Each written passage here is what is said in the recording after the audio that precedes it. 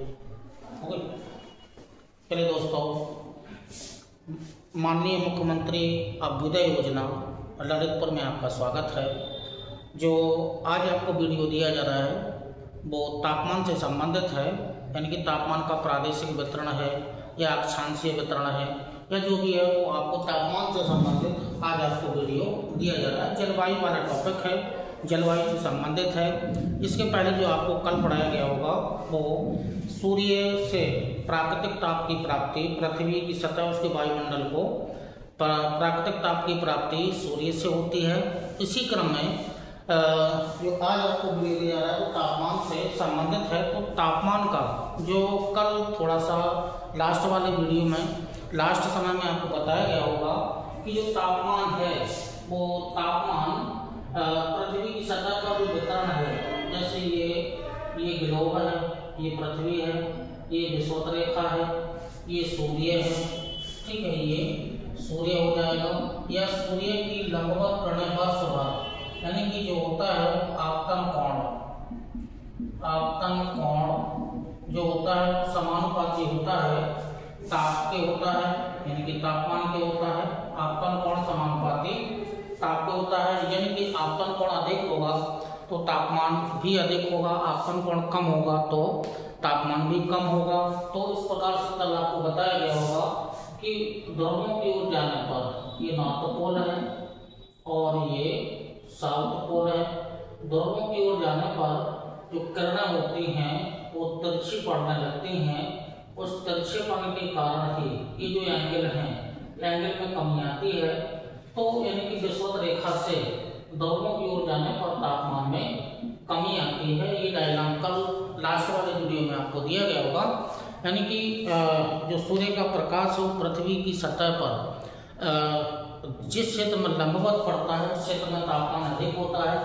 यानी कि विषुवत रेखीय क्षेत्र में सूर्य की प्रकाश की किरणें लंबवत पड़ती हैं, इस क्षेत्र में लंबवत पड़ती है, संपूर्ण 90 डिग्री का कोण बनाएंगे, यानी कि लंबवत किरणें पड़ती हैं, जिस कारण से विषुवत रेखीय क्षेत्र में तापमान अधिक होता है। और चाहे हम नॉर्थ पोल की ओर जाएं, चाहे हम साउथ पोल की ओर जाएं, दोनों क्षेत्रों में या दोनों गोलार्धों में तापमान में कमी आती है।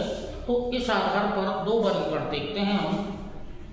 तापमान का जो वितरण है वो दो प्रकार से देख लेते हैं, या जो क्षेत्र मिलेंगे वो दो प्रकार से आपको क्षेत्र मिलेंगे और क्षेत्र कौन कौन से होंगे वो देख लीजिएगा। यदि हम बड़ा वर्गीकरण करें, ठीक है, तापमान का वितरण के आधार पर कौन कौन से कटिबंधीय क्षेत्र मिलते हैं। यदि हम बड़े आधार पर देखें तो जो तापमान का जो बड़ा डायग्राम है तापमान के आधार पर, ये विषुवत रेखीय क्षेत्र है, यानी कि 0 डिग्री या विषुवत रेखा, इसी का नाम है भूमध्य रेखा या इक्वेटर लाइन है, इसका नाम। ये विषुवत रेखा है, ये पूरा उत्तरी गोलार्ध है और ये दक्षिणी गोलार्ध है। दोनों गोलार्धों में तापमान की जो प्राप्ति होती है वो समान रहती है, यानी कि अक्षांशीय वितरण।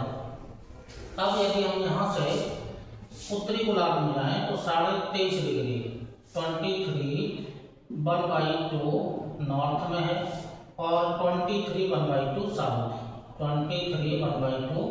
साउथ में है। ये दो रेखाएं मिली हैं। एक रेखा का नाम ऊपर वाली है उसका नाम है कर्क रेखा, ये कर्क रेखा है, और नीचे वाली जो है वो मकर रेखा है। ये इंपॉर्टेंट अक्षांश रेखाएं हैं, 3 अक्षांश रेखा इंपॉर्टेंट है। विषुवत रेखा या भूमध्य रेखा 23.5 डिग्री उत्तरी वाली, इसको कर्क रेखा कैंसर ऑफ लाइन है, और 23.5 डिग्री दक्षिणी गोलार्ध में है, ये मकर रेखा है, कैप्रिकॉर्न है। अब ये जो बीच का जो क्षेत्र मिला, इतना क्षेत्र उत्तरी गोलार्ध में है, इतना क्षेत्र दक्षिणी गोलार्ध में है, दोनों क्षेत्रों की विशेषताएं समान है। तो ये जो क्षेत्र मिला, एक क्षेत्र ये इतना उत्तरी गोलार्ध में है और इतना क्षेत्र दक्षिणी गोलार्ध में है, ये दक्षिणी गोलार्ध में है। इस क्षेत्र को एक विशेष नाम दे देते हैं उष्णकटिबंधीय क्षेत्र। उष्ण कटिबंधीय क्षेत्र या इसका इंग्लिश में नाम है ट्रॉपिकल रीजन या एरिया या ट्रॉपिकल रीजन, ये ट्रॉपिकल रीजन मिला। ये मतलब कर्क रेखा और मकर रेखा के बीच का जो क्षेत्र है इसे ऐसे ट्रॉपिकल रीजन या ट्रॉपिकल एरिया, उष्णकटिबंधीय क्षेत्र कहा जाता है। उष्ण मीन्स होता है गर्म क्षेत्र है ये, या विषुवत रेखा से 23.5 डिग्री उत्तर में या विषुवत रेखा से 23.5 डिग्री दक्षिण में ये जो क्षेत्र मिलेगा ये उष्णकटिबंधीय क्षेत्र है। उष्णकटिबंधीय क्षेत्र यानी कि इसका तापमान बहुत ही ज्यादा होता है अन्य क्षेत्रों की अपेक्षा। अब इसी तरह से उत्तरी गोलार्ध में एक लाइन खींच लेते हैं। ये 66.5 1/2 नॉर्थ में है और 66.5 1/2 साउथ में है, ये साउथ में है। इस रेखा को जो नाम दिया गया है वो आर्कटिक लाइन, आर्कटिक लाइन, ये आर्कटिक लाइन है। और ये वाली है वो अंटार्कटिका लाइन है, अंटार्कटिका, ये अंटार्कटिका लाइन है। तो 66.5 उत्तरी अक्षांश रेखा को आर्कटिक रेखा, 66.5 दक्षिणी अक्षांश को अंटार्कटिका रेखा के नाम से जाना जाता है। तो दोनों गोलार्धों में समान है। अब ये जो बीच का ये जो क्षेत्र मिला इसको नाम दे देते हैं शीतोष्ण कटिबंधीय क्षेत्र। शीतोष्ण कटिबंधीय क्षेत्र ये भी है। तो दक्षिणी गोलार्ध में शीतोष्ण कटिबंधीय क्षेत्र ये भी है, ठीक।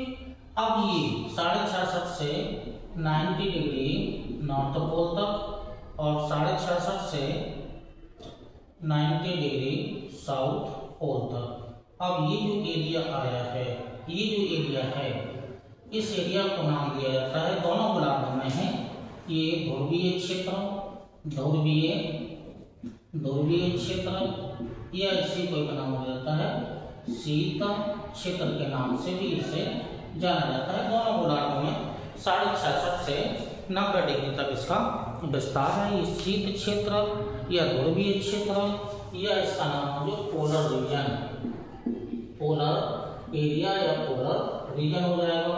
ये ट्रॉपिकल है, ये ट्रॉपिकल है, ये टेम्परेट वाला हो जाएगा, टेम्परेट रीजन या एरिया हो जाएगा, ये टेम्परेट एरिया या रीजन।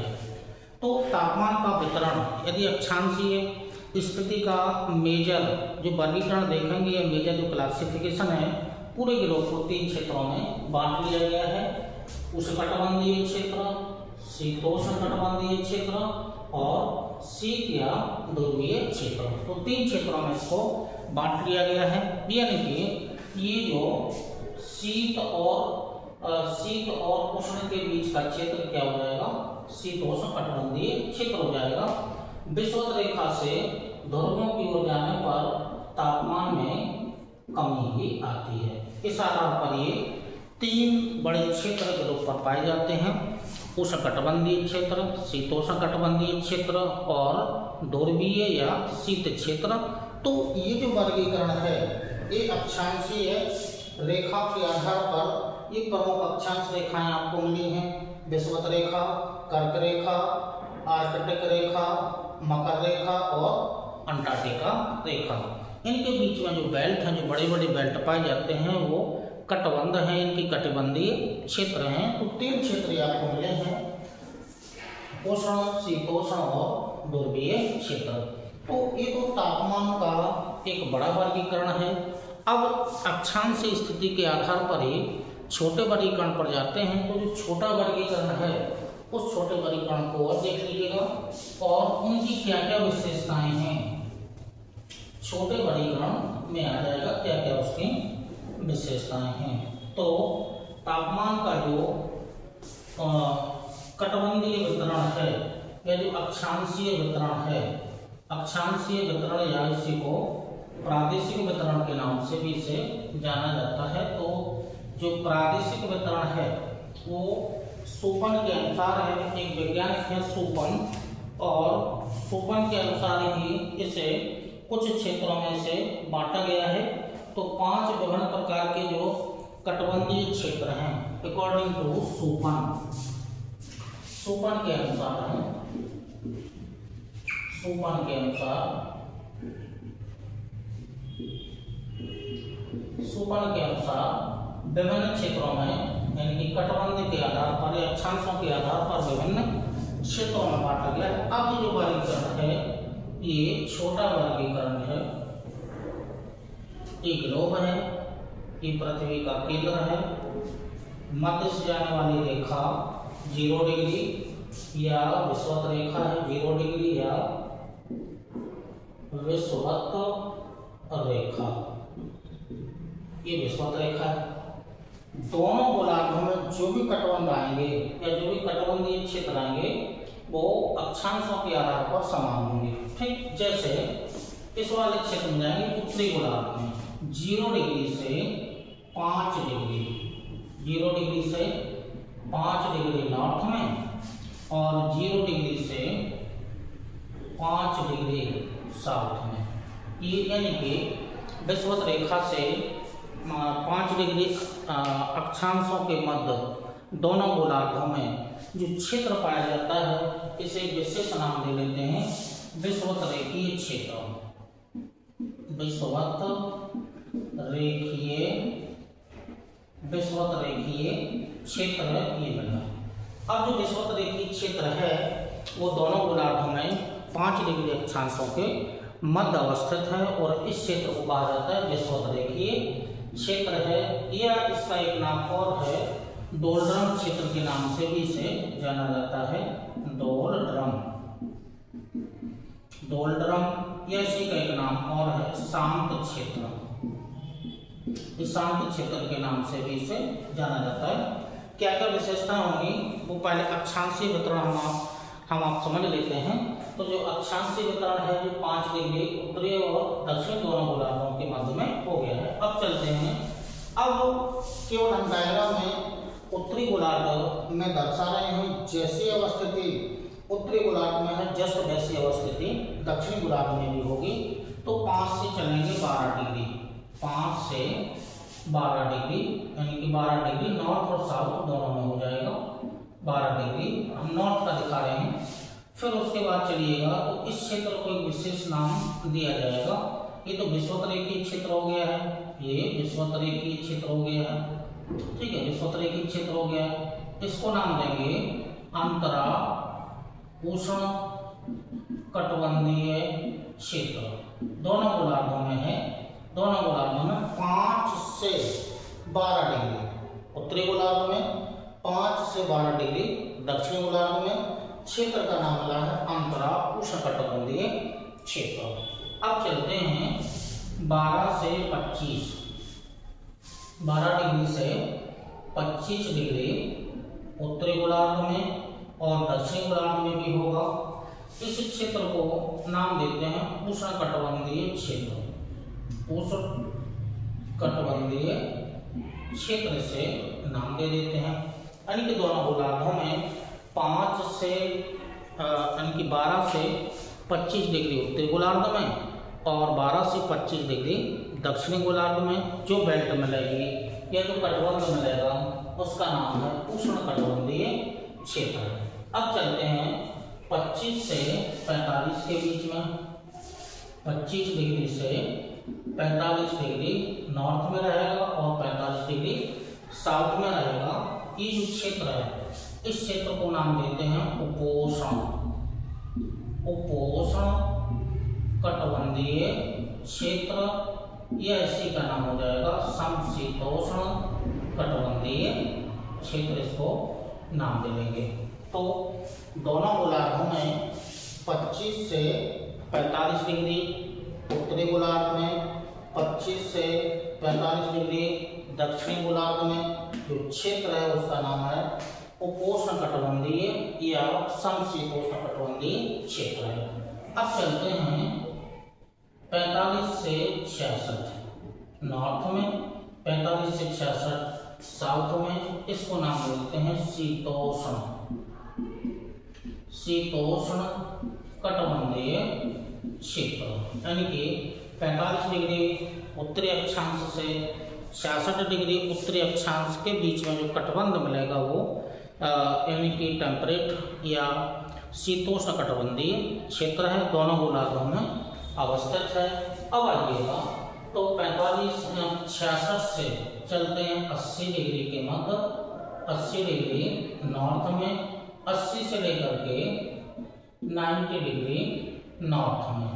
अब ये जो 66 से 80 के बीच का जो क्षेत्र मिला है, पहले आपको मिलेगा टैंगा क्षेत्र मिलेगा, टैंगा, और टैंगा के जस्ट उत्तर में मिलेगा टुंड्रा क्षेत्र मिलेगा, और टुंड्रा के ऊपर ये जो क्षेत्र है ये शीत या ध्रुवीय क्षेत्र है, ध्रुवीय क्षेत्र है। तो अक्षांशीय अवस्थिति के आधार पर सुपन के अनुसार ये प्रमुख क्षेत्र पाए गए हैं या उन्होंने ये क्षेत्र प्रमुख दिए हैं। दोनों गोलार्धों में इनकी अवस्थिति होगी। अब दोनों गोलार्धों में अवस्थिति यदि चाहे तो ये 5 से 12 तक कर लीजिएगा, 5 से 12 डिग्री साउथ में, 12 से 25 डिग्री साउथ में, 25 से 45 डिग्री साउथ में, और 45 से 66 डिग्री साउथ में, और 66 के बाद चलेंगे 80 डिग्री साउथ में और 90 डिग्री साउथ तक। तो नाम केवल हमने ऊपर लिख दिए हैं। जो अवस्थिति उत्तरी गोलार्ध में है जस्ट वही अवस्थिति दक्षिणी गोलार्ध में भी होगी। तो ये प्रमुख क्षेत्र हैं।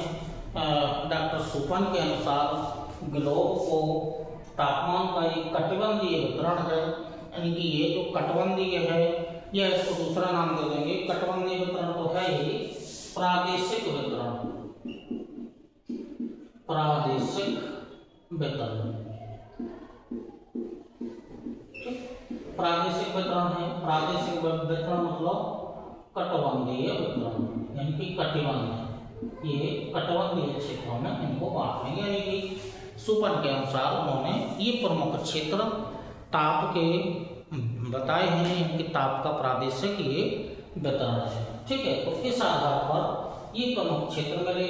अब इन प्रमुख क्षेत्रों की जो प्रमुख विशेषताएं हैं, तो जो मुख्य जो क्षेत्र है ये विषुवत-रेखीय क्षेत्र है, ये विषुवत-रेखीय क्षेत्र है।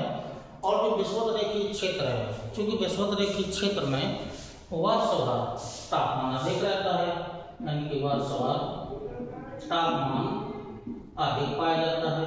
जब वर्षभर तापमान अधिक होता है तो वर्षभर संवहनीय वर्षा भी अधिक होती है।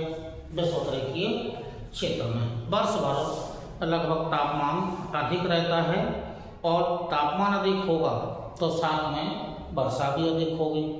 अब इस क्षेत्र में वर्षा अधिक होगी तो ये दोनों कारक, ये दोनों जो कारक हैं ये वनस्पति के विकास में सहायक हैं। यानी कि ताप वर्षा अच्छी होगी तो वनस्पति का विकास अच्छा होगा।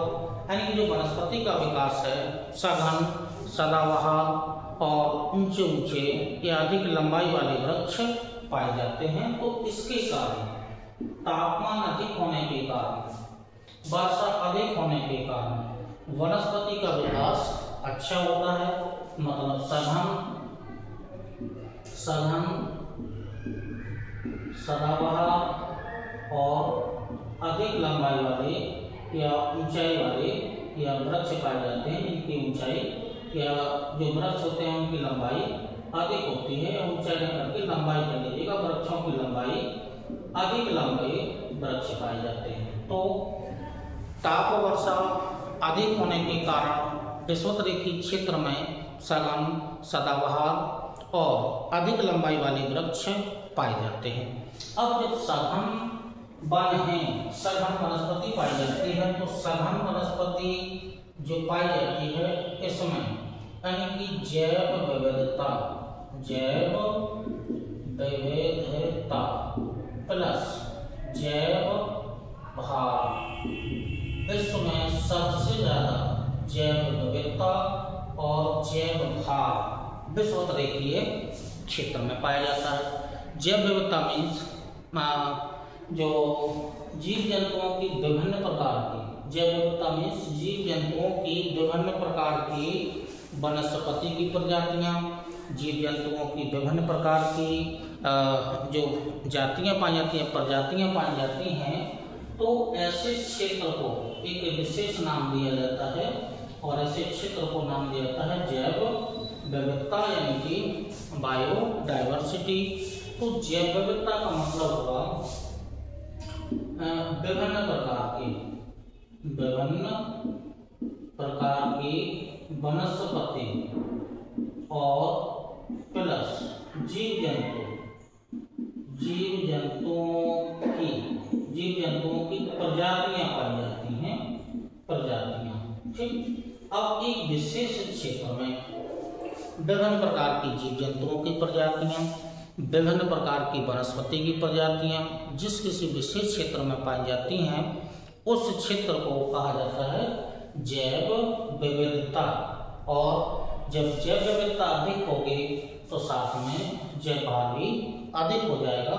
तो विषुवतरेखीय क्षेत्र की जो जैव विविधता है, ये जो विषुवतरेखीय क्षेत्र है, इसकी जो जैव विविधता है विश्व में सबसे ज्यादा पाई जाती है। बायोडाइवर्सिटी, ये बायोडाइवर्सिटी है, बायोडाइवर्सिटी है, और बायोमास हो जाएगा, ये बायोमास। तो विश्व में सबसे ज्यादा जैव विविधता विषुवतरेखीय क्षेत्र की पाई जाती है, या ऑप्शन में जैसा दिया गया हो विषुवतरेखीय क्षेत्र ना दे करके ये उष्णकटिबंधीय क्षेत्र भी दे सकता है, कि उष्णकटिबंधीय क्षेत्र भी ऑप्शन में दिया हो सकता है। विषुवतरेखीय क्षेत्र ना दे करके, अंतरा उष्णकटिबंधीय क्षेत्र ना दे करके, इसलिए हमने सबसे पहले आपको उष्णकटिबंधीय क्षेत्र के बारे में आपको जानकारी दे दी थी कि यह क्षेत्र यहाँ पाया जाता है। तो सोपान के अनुसार ये प्रादेशिक वितरण है, कटिबंधीय वितरण है। अब जो विषुवतरेखीय क्षेत्र है, जैव विविधता और जैव भार सबसे ज्यादा हो गया विषुवतरेखीय क्षेत्र का हो गया। अब इसे एक नाम और दिया जाता है, डोलड्रम अभी एक नाम आया था, और डोलड्रम के अलावा एक नाम और आया था शांत क्षेत्र, डोलड्रम या शांत क्षेत्र। तो ये डोलड्रम या शांत क्षेत्र से क्यों कहा जाता है वो आपको जानना है। डोलड्रम या शांत क्षेत्र क्यों से नाम दिया गया है, तो डोलड्रम या शांत क्षेत्र का थोड़ा सा समझ लीजिए क्यों से डोलड्रम या शांत क्षेत्र नाम दिया गया है। तो जितने भी अक्षांश रेखाएं आपको दिख रही हैं, इन अक्षांश रेखाओं में सबसे ज्यादा सर्वाधिक गर्म रेखा कौन सी होती है, ये 5 डिग्री होती है। होना तो चाहिए 0 डिग्री यानी कि विषुवत रेखा, क्योंकि विषुवतरेखीय क्षेत्र या विषुवत रेखा पर ही सूर्य की प्रकाश की लंबवत किरणें पड़ती हैं। लेकिन विषुवत रेखा सर्वाधिक गर्म रेखा ना होकर के 5 डिग्री उत्तरी और 5 डिग्री दक्षिणी अक्षांश रेखा सर्वाधिक गर्म रेखा होती है। गर्म रेखा क्यों होती है कि जो यह क्षेत्र है, यह जो ये वाला जो बैंड आ रहा है, ये जो विषुवतरेखीय क्षेत्र है, ये तो यहाँ पर जो अभी आया था कि वर्षा क्या होती है, वर्षा होती है, वर्षा से आर्द्रता बनी रहती है, कोहरा छाया रहता है और बादल छाए रहते हैं। ये 3 कारण हैं। इस विषुवतरेखीय क्षेत्र में वर्षा होने के कारण आर्द्रता बनी रहती है, कोहरा छाया रहता है, बादल छाए रहते हैं, जिस कारण से सूर्य के का जो प्रकाश होता है वो विषुवतरेखीय क्षेत्र में कम मात्रा में पड़ता है। इनके द्वारा इसको रोक लिया जाता है, तो वर्षा अधिक होती है। अब उसमें प्रोसेस ये होती है कि जैसे पवने हैं, तो पवने यहाँ से आएंगी 5 डिग्री तक आएंगी और यहाँ के बाद कहाँ उठ जाएंगी, ऊपर हो जाएंगी। यहाँ से 5 डिग्री तक आएंगी, उसके बाद कहाँ उठ जाएंगी, ये पवने ऊपर हो जाती है। 5 डिग्री से कहाँ उठ गई हैं, ये 5 डिग्री से पवने ऊपर उठ जाती हैं। ऊपर उठने के बाद यहाँ पर बादल बनते हैं, ठीक है, बादल बनते हैं। और बादल बनने के बाद प्रतिदिन शाम को 4 बजे जो वायु होती है वो अपनी आर्द्रता उषांक बिंदु प्राप्त कर लेती है। शाम को 4 बजे तक उषांक बिंदु प्राप्त कर लेती है और 4 बजे के बाद वर्षा होती है। तो जो वर्षा होती है वो समवाहिनीय वर्षा होती है। कॉन्वेक्शनल रेन होती है, वर्ष भर होती है। तो इस क्षेत्र की जो इम्पोर्टेंट विशेषता है कि वर्ष भर वर्षा होती है, ऐसा क्षेत्र है विषुवतरेखीय क्षेत्र होता है।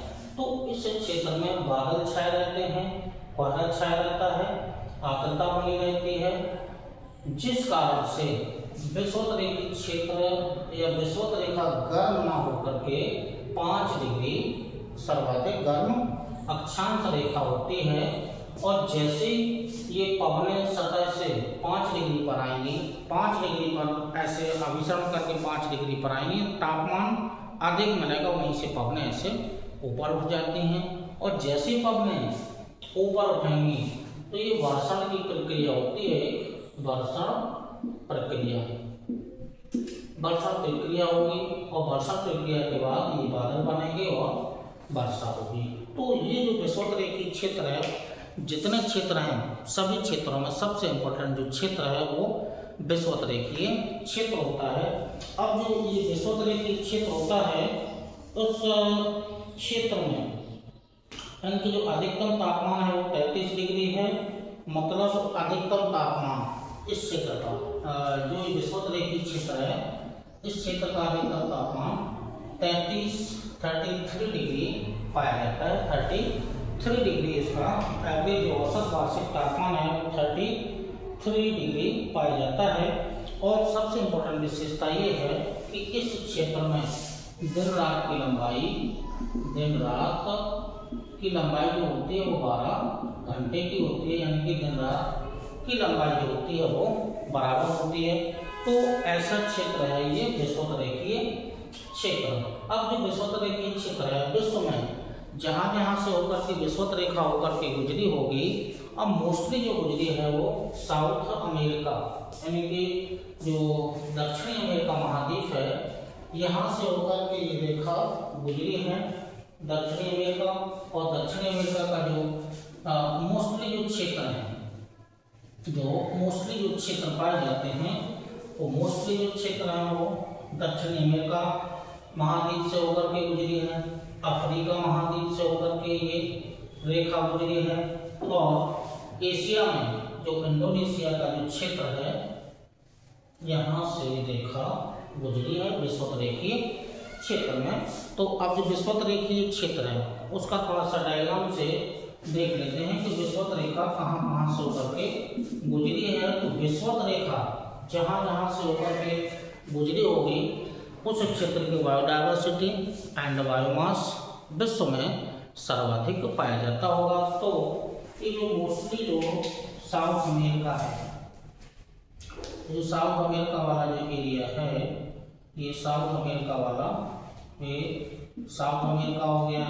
यानी साउथ अमेरिका में जो मोस्टली है वो अमेजन नदी बेसिन क्षेत्र है। और अमेजन नदी बेसिन क्षेत्र का संबंध मोस्टली ब्राजील देश से हो जाएगा, यहाँ से गुजरी है। अब आएंगे तो जो अफ्रीका है, अफ्रीका महाद्वीप है, इस अफ्रीका महाद्वीप से होकर के भी ये रेखा गुजरी है। तो ये अफ्रीका महाद्वीप हो गया। अफ्रीका महाद्वीप। अब अफ्रीका महाद्वीप में जो कांगो या जायरे नदी जो बेसिन क्षेत्र है, मोस्टली यहाँ जैव विविधता अधिक पाई जाती है। तो कांगो नदी या इसी का जो दूसरा नाम है जायरे नदी।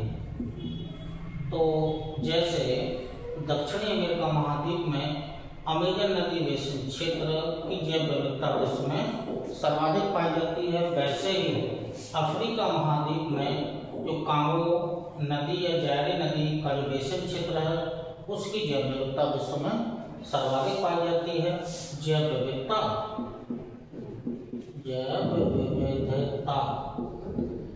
प्लस जैव भार विश्व में सर्वाधिक, यानी विश्व में सर्वाधिक जैव विविधता अमेजन नदी क्षेत्र की है, पहले स्थान पर है। कांगो नदी बेसिन क्षेत्र जो अफ्रीका महाद्वीप में है, ये दूसरे स्थान पर है। उसके अलावा जो यहाँ पर एशिया महाद्वीप में आएंगे तो एशिया महाद्वीप में ही इंडोनेशिया वाले क्षेत्र हैं, यानी कि इंडोनेशिया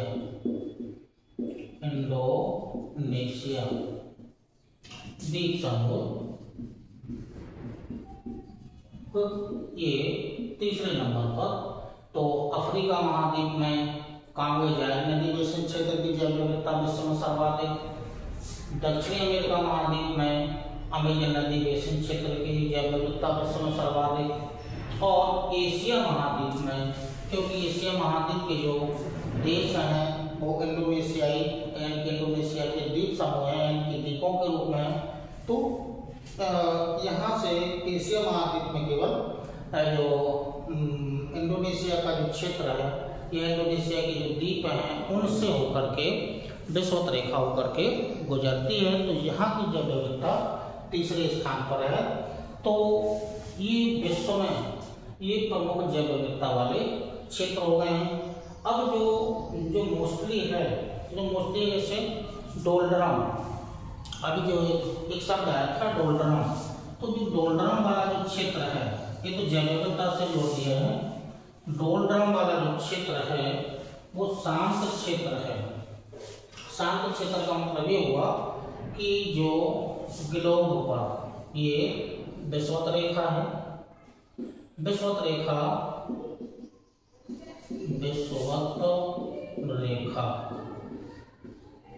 रेखा में ये क्षेत्र पाया जा रहा है, ये पट्टी के रूप में या डोल्ड्रम या बेल्ट के रूप में नहीं है। ये डोल्ड्रम वाला जो क्षेत्र है वो ऐसे यानी कि एक पट्टी के रूप में क्रमशः नहीं है, ऐसे पाया जाता है ये। तो ये जो डोल्ड्रम वाला जो क्षेत्र है एक पट्टी के रूप में नहीं है, ये डोल्ड्रम वाला जो क्षेत्र है वो इस प्रकार से पाया जाता है, पट्टी के रूप में नहीं पाया जाता है। अब जो 5 डिग्री है, 5 डिग्री नॉर्थ वाली है और 5 डिग्री साउथ वाला ये क्षेत्र है, 5 डिग्री साउथ में है। अब इसके बीच में चूंकि पवनें कहाँ से उड़ जा रही थी, पवनें सतह से आई और 5 डिग्री से ऊपर उड़ गई, सतह से आई 5 डिग्री से ऊपर उड़ गई। मतलब इस क्षेत्र में, डोल्ड्रम वाले क्षेत्र में पवनों का या पवन का प्रवाह नहीं होता है, पवनों का प्रवाह नहीं होता है। तो पवनों का प्रवाह न होने के कारण इस क्षेत्र को शांत क्षेत्र या डोल्ड्रम के नाम से इसे जाना जाता है। तो ये डोल्ड्रम या इसी का नाम हो गया है शांत क्षेत्र हो गया। तो शोपन के अनुसार है वो तापमान का जो कटबंधी है, जो इम्पोर्टेंट क्षेत्र है वो इम्पोर्टेंट क्षेत्र विषुवत रेखीय क्षेत्र ही इम्पोर्टेंट क्षेत्र है। इसके अलावा इस क्षेत्र की जो विशेषताएं हैं, इसके अलावा जो आएंगे तो जो अगला क्षेत्र है, अंतरा उष्णकटिबंधीय प्रदेश होता है या क्षेत्र होता है। तो दोनों गोलार्धों में अवस्थिति पहले आपको बता दी गई है। तो यहाँ पर मोस्टली ये है कि ग्रीष्म काल अत्यधिक गर्म रहता है और शीतकाल अत्यधिक ठंडा होता है। तो जो अगला क्षेत्र है अंतरा उष्णकटिबंधीय क्षेत्र, अंतरा उष्णकटिबंधीय क्षेत्र है, इसमें अंतरा उष्णकटिबंधीय क्षेत्र की जो मोस्टली विशेषता है ग्रीष्मकाल गर्म होता है और जो शीतकाल है वो अत्यधिक ठंडा होता है। और इसके अलावा जो औसत वार्षिक तापमान है वो 21 डिग्री मोस्टली क्या है औसत वार्षिक तापमान है। विषुवत रेखीय क्षेत्र का जो औसत वार्षिक तापमान आया था वो अधिकतम 33 डिग्री आया था। अंतरा उष्णकटिबंधीय क्षेत्र है उसका जो औसत वार्षिक तापमान है वो 21 डिग्री पाया जाता है। तो विषुवत रेखीय क्षेत्र की विशेषता हो गई है। जो दूसरा क्षेत्र है वो अंतरा उष्णकटिबंधीय क्षेत्र की विशेषता हो गई। अब जो तीसरा क्षेत्र है वो है उष्णकटिबंधीय क्षेत्र है, उष्णकटिबंधीय क्षेत्र।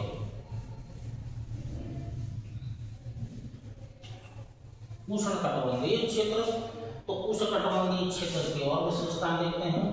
उष्णकटिबंधीय जो क्षेत्र है, इस क्षेत्र की मोस्टली विशेषताएं क्या क्या हैं वो इसमें आपको जानना है। तो जो उष्णकटिबंधीय क्षेत्र है, इसकी अवस्थिति आपको पहले दर्शा दी गई थी, यानी कि 12 डिग्री से 25 डिग्री दोनों गोलार्धों में, अक्षांशों के बीच दोनों गोलार्धों में यह क्षेत्र पाया जाता है।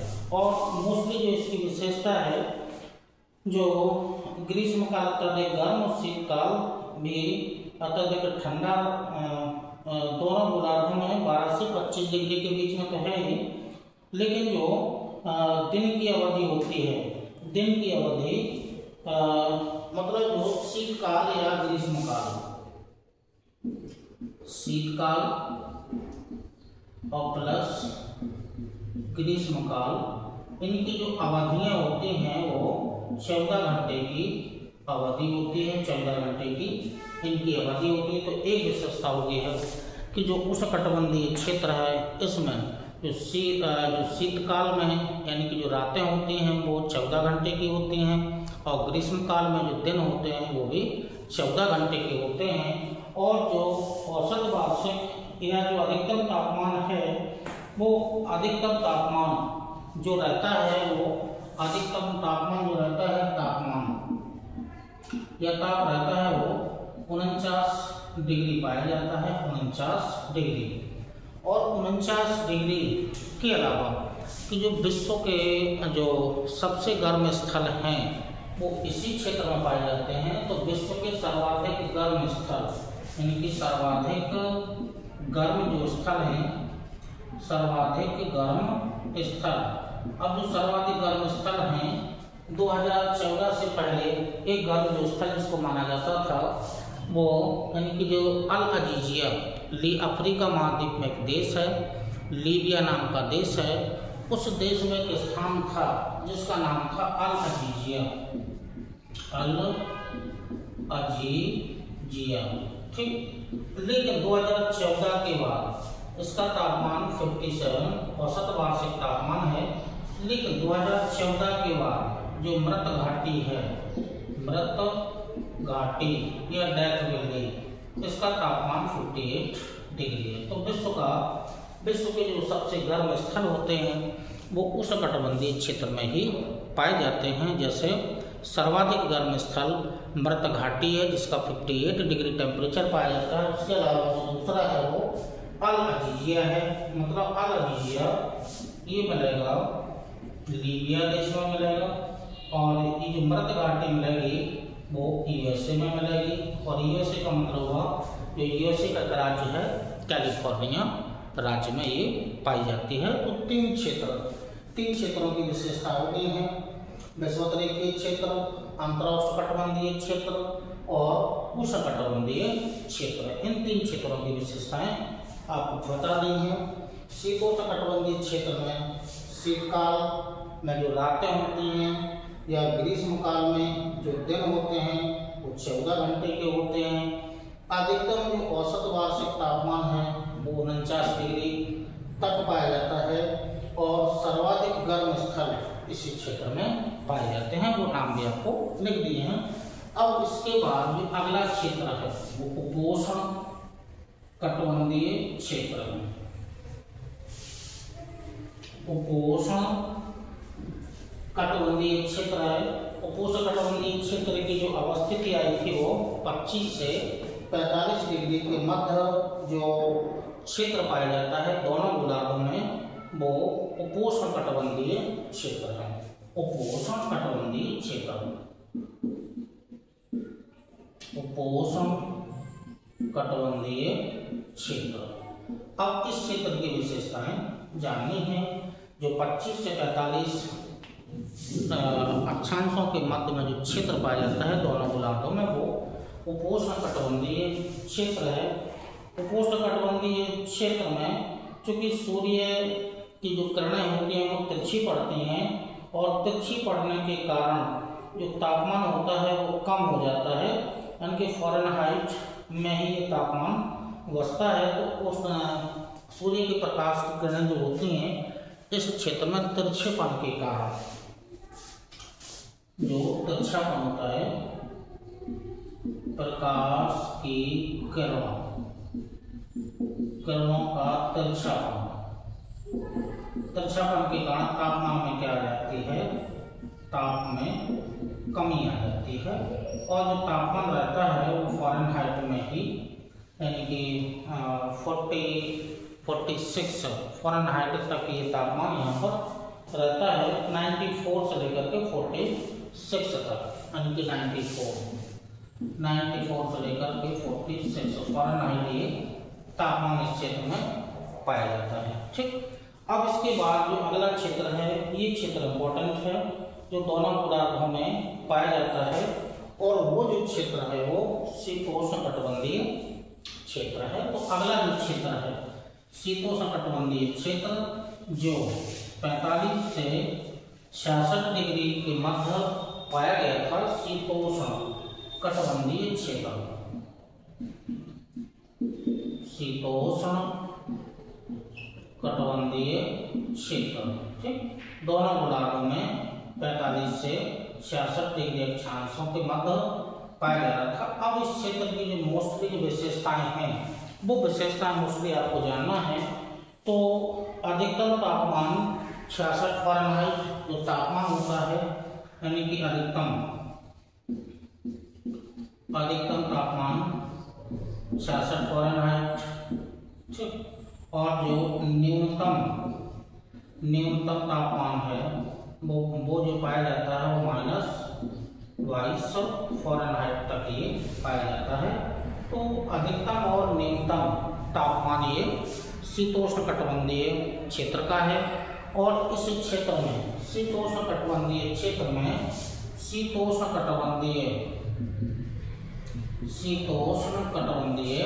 घास के मैदान पाए जाते हैं। ये घास के मैदान पाए जाते हैं जहाँ पर मोस्टली जो होता है वो गेहूं की कृषि की जाती है, यानी कि बृहद स्तर पर फार्मिंग, यानी कि व्हीट फार्मिंग, गेहूं की कृषि इन शीतोष्णकटिबंधीय घास के मैदानों में की जाती है। जैसे उत्तरी अमेरिका महाद्वीप का प्रेरी, दक्षिणी अमेरिका महाद्वीप का पम्पास, और जो यूरेशिया वाला क्षेत्र है उसमें स्टेपी घास का मैदान, दक्षिण अफ्रीका जो देश है उसमें बेल्ट, ऑस्ट्रेलिया है उसमें डाउन्स, न्यूजीलैंड है और वो कैंटरबरी। तो ये जो प्रमुख विश्व के शीतोष्णकटिबंधीय घास के मैदान है, ये विश्व में, क्योंकि यहाँ पर जो जलवायु पाई जाती है वो सम जलवायु पाई जाती है, जिस कारण से बृहद स्तर पर जो फार्मिंग होती है वो गेहूं की कृषि की जाती है। तो ये शीतोष्णकटिबंधीय क्षेत्र है। शीतोष्णकटिबंधीय क्षेत्र के बाद टैंगा और जो टुंड्रा या ध्रुवीय क्षेत्र हैं, तो जो ध्रुवीय क्षेत्र है वो ध्रुवीय क्षेत्र में वर्ष भर तापमान न्यूनतम रहता है।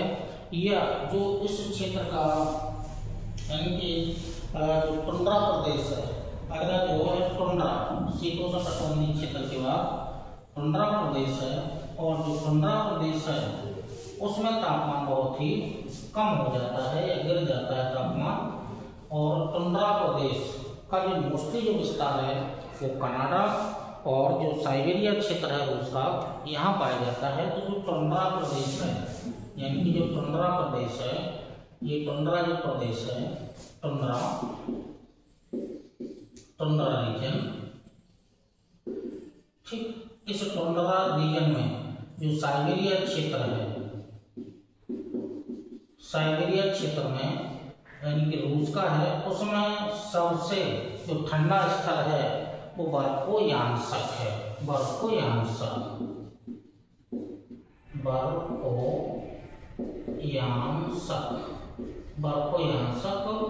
ये विश्व का सबसे ठंडा स्थल है, जो रसिया में पाया जाता है। तो विश्व का सबसे ठंडा स्थल टुंड्रा क्षेत्र में पाया जाता है, साइबेरिया क्षेत्र में पाया जाता है और रूस में पाया जाता है। इसका जो तापमान होता है वो -93, बर्फोयांशक का -93 फ़ारेनहाइट में ही तापमान रहता है। तो विश्व का जो सबसे ठंडा स्थल है वो यांसक है और बाको यांसक जो मिलेगा वो कहाँ मिलेगा, रूस के साइबेरिया क्षेत्र में। यह जो टुंड्रा क्षेत्र है इस क्षेत्र में विश्व का सबसे ठंडा स्थल पाया जाता है।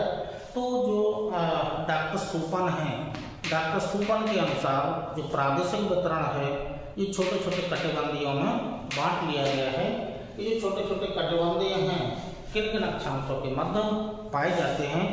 अब इसी के आगे तापमान को प्रभावित करने वाले जो मुख्य कारक हैं वो कारक आपको जानना है, और तापमान से संबंधित कुछ डेफिनेशंस हैं वो आपको जाननी है।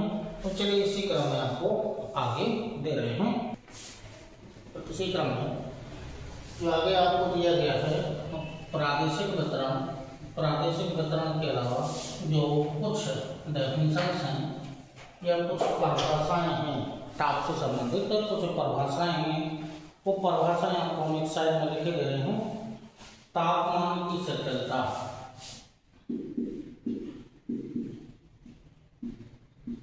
शिथिलता क्या होती है इसको आपको जानना है। दूसरा टॉपिक जो है तापीय प्रतिलोमन, प्रतिलोमन को आपको जानना है क्या होता है तापीय प्रतिलोमन। फिर इसके अलावा जो आपको जानना है तापीय प्रवणता, तापीय प्रवणता के बारे में जानना है। और लास्ट में जानना है आपको जो तापीय विसंगति या तापमान की विसंगति या तापीय विसंगति। ये जो मोस्टली जो डेफिनेशंस हैं इन डेफिनेशंस को आपको जानना है।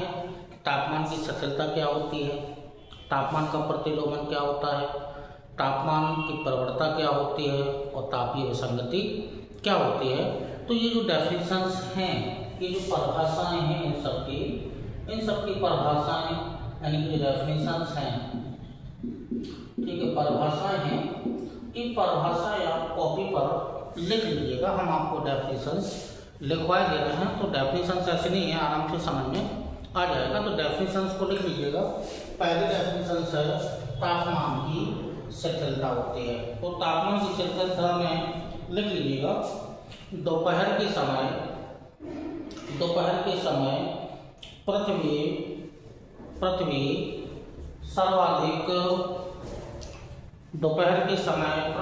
सर्वाधिक सौर ऊर्जा प्राप्त करती है, परंतु उस समय अधिकतम तापमान नहीं हो पाता है, क्योंकि ऊर्जा के ऊष्मा में बदलने के लिए कुछ समय लगता है। इस कारण से अधिकतम तापमान 2 से 4 बजे यानी कि दोपहर, अधिकतम तापमान 2 से 4 बजे दोपहर के मध्य, जबकि न्यूनतम तापमान ये अधिकतम तापमान है और न्यूनतम तापमान 4 से 5 बजे यानी कि सुबह, ये न्यूनतम तापमान है, न्यूनतम तापमान। तो अधिकतम तापमान 2 से 4 बजे के मध्य दोपहर में और न्यूनतम तापमान 4 से 5 बजे सुबह पाया जाता है। इस तरह से सूर्य तक के अधिकतम और न्यूनतम तापमान में सामंजस्य नहीं हो पाता है,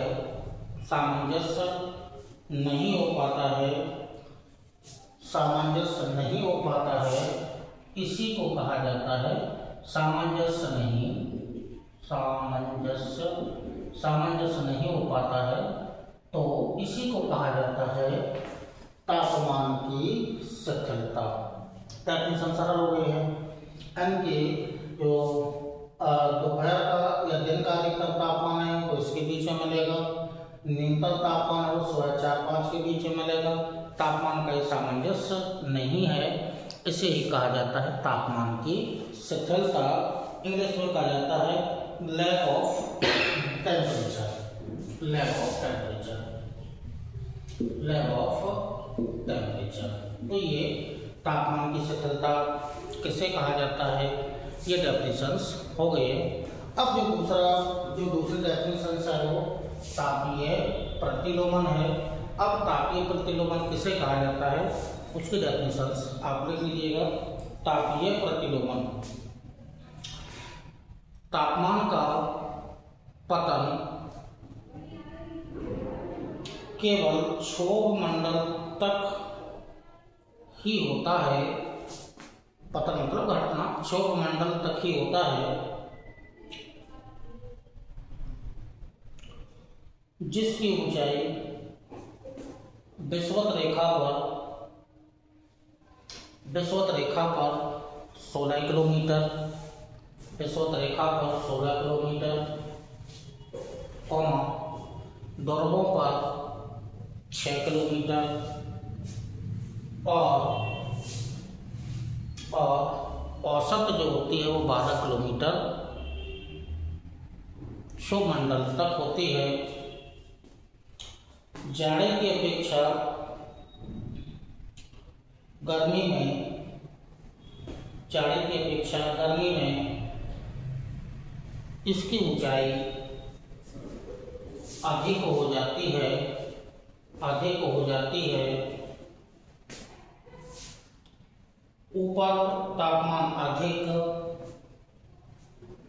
तथा नीचे तापमान कम होता है, इसे ही तापीय प्रतिलोमन कहा जाता है। ठीक, तो जो तापीय प्रतिलोमन है, जैसे ये ग्लोब है, ये पृथ्वी की सतह का ये अर्थ हो गई है, ये अर्थ है, ये क्षोभ मंडल है, क्षोभ मंडल। अब ये क्षोभ मंडल में प्रोसेस क्या है कि पृथ्वी की सतह से ऊपर जाने पर तापमान में कमी आती है, ये कमी आ रही है, ये तापमान में कमी, यानी कि ऊपर का जो टेम्परेचर है, ठीक है, ऊपर का जो टेम्परेचर है वो अधिक है और टेम्परेचर वो कम है, ऊपर का टेम्परेचर है वो कम है, और जो नीचे का टेम्परेचर है क्षोभ मंडल में निचले भाग का जो टेम्परेचर है वो इनकी यहाँ पर अधिक है। तो सामान्यतः क्षोभ मंडल में पृथ्वी की सतह से ऊपर जाने पर तापमान में कमी आती है, तो क्षोभ मंडल के ऊपरी भाग का तापमान कम है, निचले वाले भाग का तापमान अधिक होता है। लेकिन यदि हम तापीय प्रतिलोमन को करें तो जस्ट इसका उल्टा हो जाएगा। जस्ट इसका उल्टा का मतलब क्या है कि नीचे तापमान कम होता है, जबकि जो ऊपर का तापमान होता है वो अधिक होता है, और इसको निचले भाग का क्षोभ मंडल के निचले भाग का तापमान कम और ऊपरी भाग का तापमान अधिक हो जाता है। जस्ट जो प्रोसेस है सामान्य नियम के अपोजिट हो गया, तो इसे ही कहा जाता है कुछ क्रियाओं, कुछ गतिविधियों के माध्यम से ये होता है, उसे कहा जाता है तापीय प्रतिलोमन, इन्वर्जन ऑफ टेम्परेचर। इनके इंग्लिश में इन्वर्जन ऑफ टेम्परेचर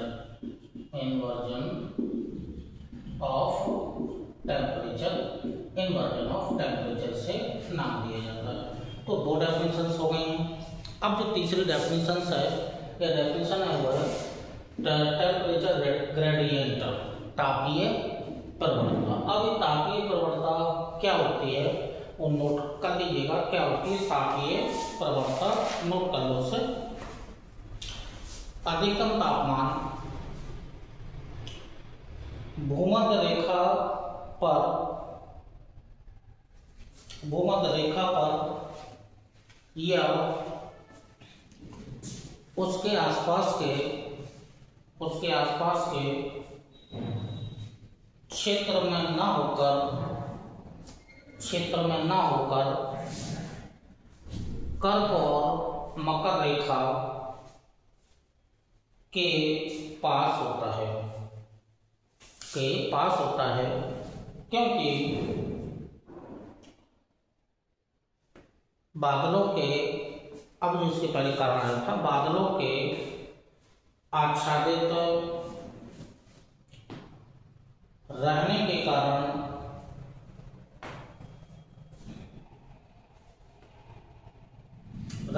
कारण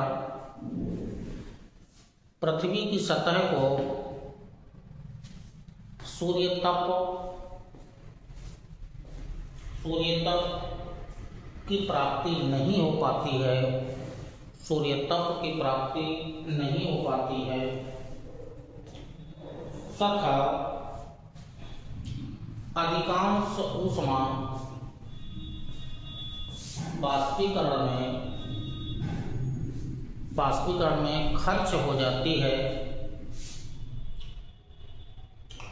जबकि कर्क और मकर रेखाओं के समीप खुले आसमान के कारण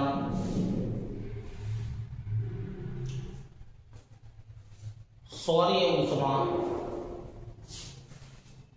ऊष्मा धरातल तक पहुंच जाती है, अर्थात भूमध्य रेखा से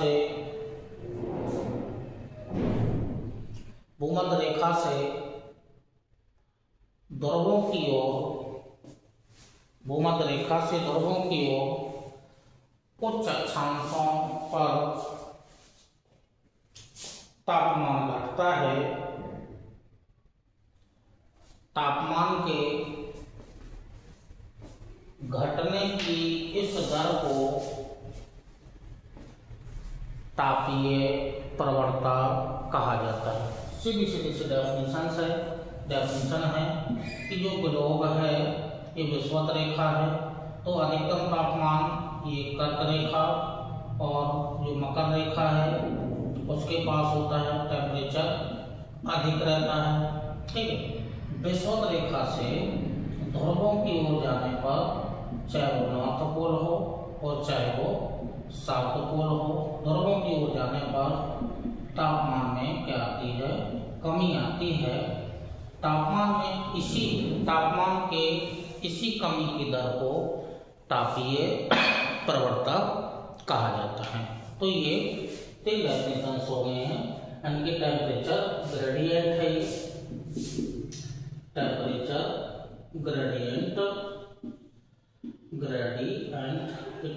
ग्रेडियंट हो गया है टेम्परेचर। और लास्ट में एक डेफिनेशन और बचती है, वो डेफिनेशन है तापीय विसंगति है। तो हेड में आप करके तापीय विसंगति को और लिख लीजिएगा, क्या होती है तापीय विसंगति या तापीय विसंगति। किसी भी स्थान विशेष के औसत तापमान,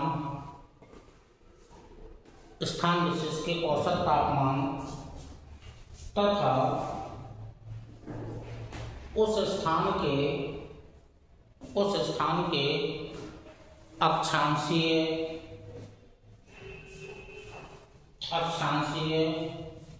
औसत तापमान को तापीय विसंगति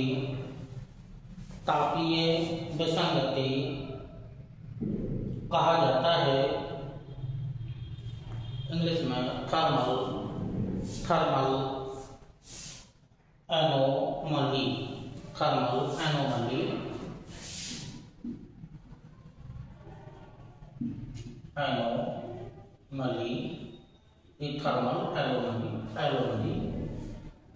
कहा जाता है।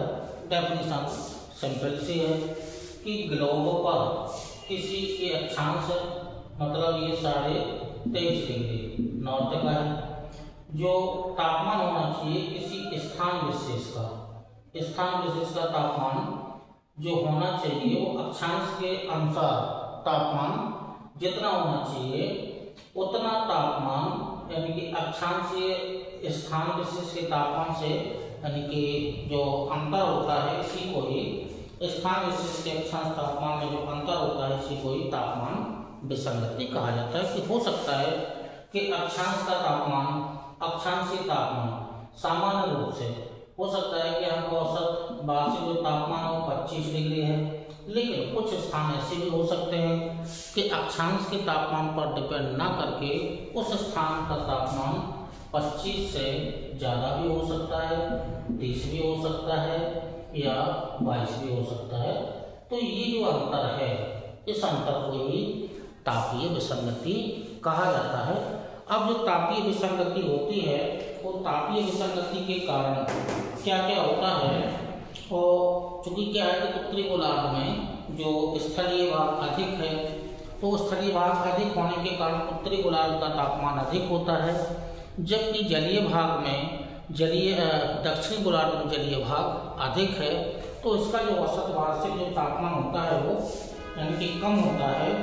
तो उत्तरी गोलार्ध और दक्षिणी गोलार्ध में भी तापीय विसंगति पाई जाती है। तो उत्तरी गोलार्ध में क्या है, ये उत्तरी गोलार्ध है, इसमें स्थल की अधिकता है, जबकि दक्षिण गोलार्ध में जलीय भाग की अधिकता है, जलीय भाग की अधिकता है। तो स्थलीय भाग का टेम्परेचर अधिक होता है और जलीय भाग का टेम्परेचर कम होता है। तो यदि हम अन्य गोलार्धों की तुलना करें तो दोनों गोलार्धों में तापीय विसंगति पाई जाती है। तो ये जो तापीय विसंगति है इसी तरह से यदि किसी जब स्थान विशेष का तापमान उसके अक्षांश की अपेक्षा अधिक हो जाए, जैसे यहाँ पर आया था 25 डिग्री से ज़्यादा हो गया है, तो ये जो 25 डिग्री से ज़्यादा हो गया है इसे धनात्मक तापीय विसंगति कहेंगे। ये 25 से कम हो गया है तो इसे ऋणात्मक तापीय विसंगति कहा जाता है। तो ये जो तापमान का वितरण है वो तापमान का वितरण जो ताप का जो कुछ डेफिनेशंस थे ये डेफिनेशंस आपको लिखवा दी गई हैं, अब आपको समझा भी दी गई हैं। अब तापमान का वितरण ये वाला जो टॉपिक है वो तापमान का वितरण और आगे देख लेते हैं क्या है तापमान। तो इसी क्रम में तो तापमान से संबंधित डेफिनेशंस हो गई हैं। डेफिनेशंस के अलावा अब तापमान का जो तापमान से जुड़ी हुई क्रियाएं हैं वो क्रियाएं आपको समझना है। तो तापमान से संबंधित मोस्टली जो क्रियाएं हैं वो 3 क्रियाएं ही जुड़ी हुई हैं तापमान से संबंधित। ताप से संबंधित 3 क्रियाएं ही जुड़ी हुई हैं और 3 क्रियाएं कौन कौन सी हैं वो देख लीजिएगा। तापमान से संबंधित जो क्रियाएं या जो क्रियाएं जुड़ी हैं, जो इन क्रियाओं के द्वारा ऊष्मा का स्थानांतरण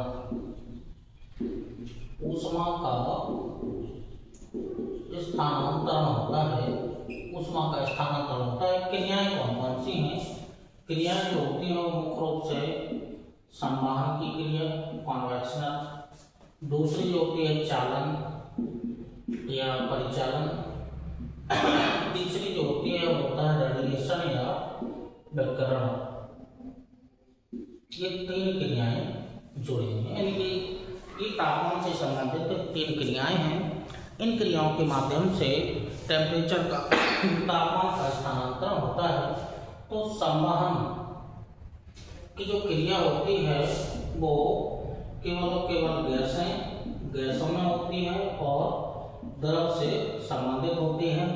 अब ये संवहन की क्रिया क्या होती है कि जैसे सूर्य है, सूर्य का प्रकाश या तो वायुमंडल में गैसा होंगी या जो ग्लोब पर पहुंचता है तो यहाँ पर वायुमंडल में गैसा होंगी और जो द्रव होता है वो लिक्विड के रूप में जलीय भाग होता है। यहाँ पहुंचती हैं तो जो गैसों का स्वभाव होता है कि गैसें गर्म होंगी, गैसें गर्म हो जाती हैं और गर्म होकर के गैसें जैसे सूर्य का प्रकाश पड़ेगा इस क्षेत्र में, ग्लोब के किसी भी क्षेत्र में, तो जिस क्षेत्र में गैसें होंगी वो गैसें सूर्य के तापमान को प्राप्त करके गैसें तो ऊपर उठ जाती हैं। तो ये गर्म गैसें कहाँ उठ गई, ऊपर उठ गई हैं, और ठंडी गैसें नीचे बैठ जाती हैं। ये ठंडी वायु या गैसें नीचे बैठ जाती हैं। तो ये जो चक्र बन रहा है, गर्म वायु का ऊपर उठना, ठंडी वायु का उसका स्थान लेना, तो गर्म और ठंडी वायु का जो चक्र है इसी को कहा जाता है संवहन चक्र। ठीक है, तो इस चक्र से जो ऊष्मा का स्थानांतरण है वो नीचे से ऊपर की तरफ, ऊपर से नीचे की तरफ ये ऊष्मा का स्थानांतरण होता है। ये जो होता है वो सूर्य के तापमान से होता है। या फिर हम यदि द्रवीय भाग में देखें तो द्रवीय भाग में देखिएगा, जैसे एक बीकर लिया और उसमें आपने जल भर लिया। अब क्योंकि करना तो सूर्य के प्रकाश से गर्म है, ठीक है, लेकिन यहाँ बर्नर से यहाँ पर ऊर्जा बाहर से दे रहे हैं, इससे हम गर्म करेंगे। तो जो ऊष्मा को पा करके ये जो गर्म अणु है ये कहाँ उठ जाता है, ऊपर उठ जाता है, और ऊपर का जो ठंडा अणु है वो नीचे बैठ जाता है। तो गर्म ऊपर उठ गया है और ठंडा नीचे बैठ गया है। ठीक है, तो इससे ऊष्मा का स्थानांतरण होता है। और एक समय ऐसा भी आएगा कि पूरा जो एक चक्र बन जाएगा, जल खौलने लगेगा। तो संवहन के माध्यम से ऊष्मा का स्थानांतरण होता है या ताप का स्थानांतरण होता है। तो संवहन की क्रिया केवल ठोस में, द्रव और गैसों में पाई जाती है। अब जो दूसरी परिचालन या चालन की जो क्रिया होती है, चालन की क्रिया केवल और केवल ठोस में होती है, ये ठोस में पाई जाती है। तो इसके माध्यम से भी ऊष्मा का स्थानांतरण होता है। कैसे होता है वो देख लीजिएगा।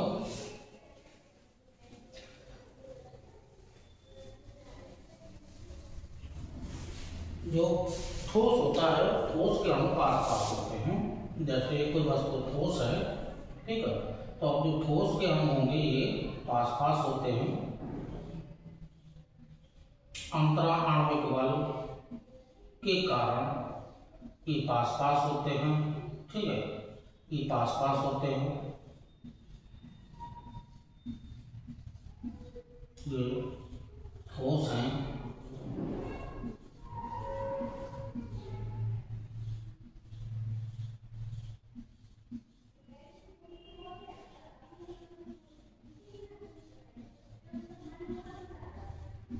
ये ठोस है, इनमें अंतराणविक बल अधिक पाया जाता है। अब इस ठोस वस्तु को आप यहाँ गर्म करिएगा, एक सिरे पर इसे गर्म करेंगे। एक सिरे पर जैसे ये गर्म होगा तो ये जो अणु है ये ऊष्मा पाकर के गर्म होगा। गर्म होगा तो इससे ऊष्मा आगे वाले में चली जाएगी, इससे आगे वाले में चली जाएगी। ऐसे ऊष्मा का स्थानांतरण होगा और एक समय ऐसा आएगा कि ये पूरी वस्तु गर्म हो जाएगी, ये पूरी वस्तु गर्म हो जाएगी। तो जो ठोसों में चालन की क्रिया केवल और केवल ठोस पदार्थों में संपन्न होती है। एक अणु से दूसरे अणु में ऊर्जा का स्थानांतरण होता है, ऊष्मा का स्थानांतरण होता है, ताप का स्थानांतरण होता है। तो ये जो चालन है, चालन की क्रिया केवल और केवल ठोस पदार्थों में पाई जाती है। तो इसके माध्यम से भी चालन की जो क्रिया होती है इससे भी ऊष्मा का स्थानांतरण होता है। तो पहली प्रक्रिया कौन सी हुई है, संवहन की हो गई है, और दूसरी जो क्रिया है वो चालन की हो गई। अब जो तीसरी क्रिया है वो बचती है, ये विकिरण की क्रिया बचती है, यानी कि विकिरण की क्रिया, ये विकिरण की क्रिया बचती है, तीसरी है। चालन का हो गया है और संवहन का हो गया है। अब विकिरण की क्रिया में जो होगा वो विकिरण की क्रिया, ये विकिरण की क्रिया जो होती है वो यानी कि इससे संबंधित हो जाएगी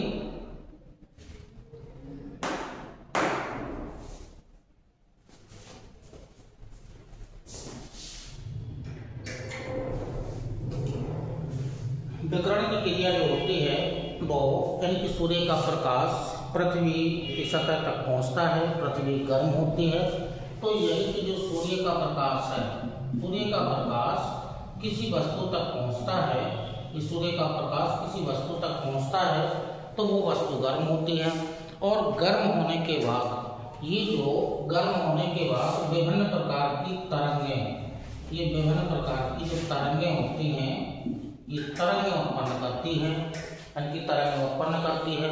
तो ये जो तरंगें हैं किसी वस्तु से जो ऊष्मा यानी कि सूर्य का तापमान पा करके वो वस्तु गर्म होती है, गर्म होने के बाद विभिन्न प्रकार की तरंगें उत्पन्न करती है, और इन तरंगों से हमारा या कोई भी वस्तु कोई भी क्षेत्र होगा या वायुमंडल होगा, तो ये वायुमंडल क्या होता है, गर्म होता है।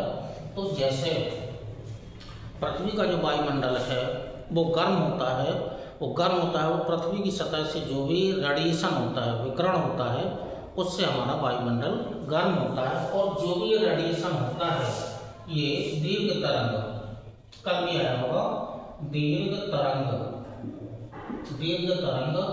विकिरण के रूप में ये होता है। तो जो क्रियाएं हैं ये मोस्टली जो है वो तीन प्रक्रियाओं से जुड़ी हुई है, जिनके माध्यम से ऊष्मा का स्थानांतरण होता है। तो जो ऊष्मा का स्थानांतरण होता है 3 क्रियाओं के माध्यम से होता है। अब जो लास्ट का टॉपिक है जो तापमान से संबंधित है, तापमान से संबंधित है, लास्ट का टॉपिक है एक जो मोस्टली होता है आइसोथर्म, एक शब्द है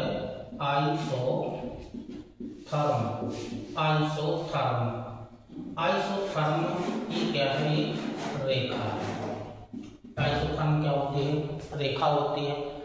आइसोथर्म मीन्स मतलब ऐसी रेखा है जो विश्व में समान तापमान वाले स्थानों को मिलाने वाली रेखा, समान तापमान को मिलाने वाली रेखा, समान तापमान को मिलाने वाली रेखा को कहा जाता है आइसोथर्म। अब वो रेखा स्थलीय भाग में भी हो सकती है, समान स्थान जहाँ जिन स्थानों का तापमान समान होता है उन स्थानों को, या जलीय भाग में जिन स्थानों को मिला समान तापमान वाले स्थानों को मिलाने वाली ये रेखा, उसको कहा जाता है आइसोथर्म के नाम से इसे जाना जाता है। इसी क्रम में लास्ट का जो टॉपिक है वो ताप से जुड़ा हुआ है। अब जो ताप से जुड़ा हुआ टॉपिक है वो वितरण समझना है हमें कि जो तापमान का वितरण होता है वो तापमान का वितरण किस किस पर डिपेंड करेगा। तो ताप का वितरण इनकी ताप को प्रभावित करने वाले कारक हैं, ठीक है, ये कारक हैं, ठीक है। अब वितरण में जो मोस्टली होता है वो पहला तो है अक्षांश, ये पहला काम हो गया, अक्षांश हो जाएगा। जो दूसरा होगा सागर तल से ऊंचाई, सागर तल से ऊंचाई, सागर तल से ऊंचाई होता है, ठीक है। वितरण को प्राप्त करने वाले कारकों में अगला होता है सागर से दूरी, सागर से दूरी, सागर से दूरी। उसके अलावा स्थल प्लस जल का स्वभाव ये तापमान को प्रभावित करने वाले कारक के अंतर्गत हैं। इसके अलावा जो अगला होता है वो हो जाएगा धरातल के गुण, धरातल के गुण, धरातल के गुण हो जाएगा। जो अगला होगा ढाल की अवस्थिति, ढाल कैसा है, तीव्र है या कम है। तो तापमान के वितरण करने वाले कारकों के अंतर्गत या ताप को प्रभावित करने वाले कारकों के अंतर्गत अक्षांशीय स्थिति, सागर तल से ऊंचाई, सागर तल से दूरी, स्थल एवं जलीय भाग का स्वभाव, धरातल के गुण, ढाल की अवस्थिति। इसके अलावा प्रचलित पवने, इसके अलावा प्रचलित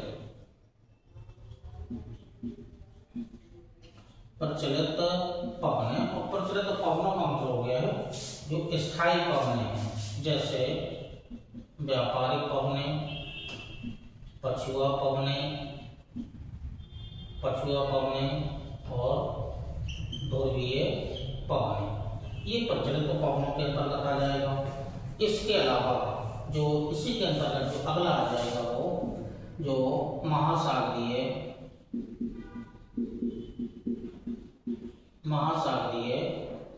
जलधाराएं, तो ये तापमान को प्रभावित करने वाले कारकों के अंतर्गत आ जाएगा, या तापमान का वितरण जो ये जो पॉइंट लिखे हैं मुख्य इन पर डिपेंड करता है। तो जो अक्षांशीय स्थिति है, अक्षांशीय स्थिति के बारे में आपको पहले ही जानकारी दे दी है कि अक्षांश जैसा होगा या जो ध्रुवीय क्षेत्र होते हैं वहाँ उच्च अक्षांश है तो तापमान कम प्राप्त होता है सूर्य के प्रकाश के तिरछेपन के कारण, जबकि विषुवतरेखीय क्षेत्र में सूर्य के प्रकाश की किरण लंबवत पड़ती हैं, जिस कारण से यहाँ तापमान अधिक होता है। तो ये अक्षांशीय अवस्थिति हो गई है।